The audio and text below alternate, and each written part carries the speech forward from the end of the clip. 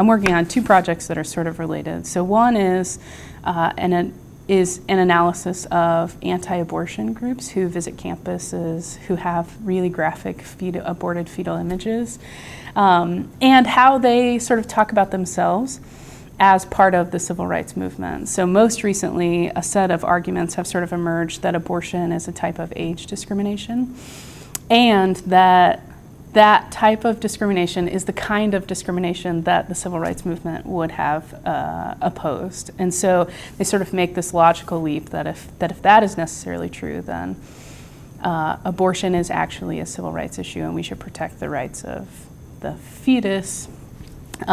So they're making similar arguments, just in sort of a different kind of direction. So I'm interested in what it means to make that analogy and what kinds of consequences that has, especially with their relationship with Black communities. A lot of anti-abortion messages sort of suggest that Black women are responsible for ostensibly what some people call genocide against Black fetuses, I guess. So there have been a number of billboards that have come up that say something like, the most dangerous place for a Black man to be is in a woman's womb, right? And so the suggestion there is that that Black women are squarely responsible for the destruction of the Black community or Black identity.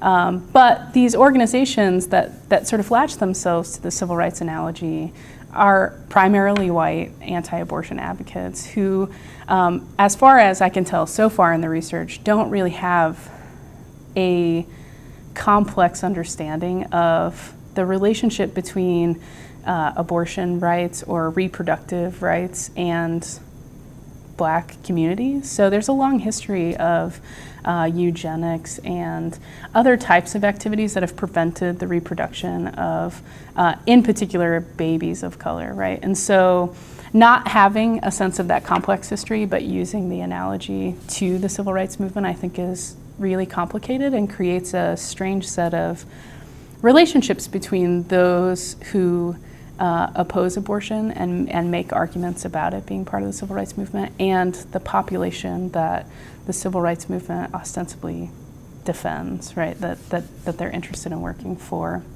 And so that sort of nexus of complicated arguments and issues is really sort of where I find joy and excitement. Not because the situations are particularly joyful, but I think that those are moments where power works in ways that we maybe don't know or can't quite articulate or we can't quite understand unless we pull all of the strings out and try to sort of paint the whole picture of what's going on. So I think anytime I tell someone about this analogy to the civil rights movement related to the anti-abortion advocates, everyone knows that there's something wrong with that argument. I've not seen anyone be like, oh yeah, for sure, that's absolutely correct, right?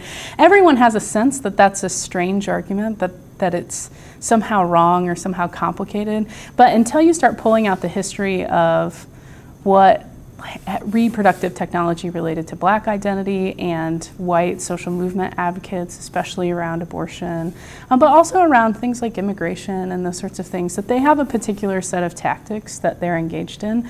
And lots of times those are ahistorical. They're just not interested in the history that surrounds the particular issues that they're working on.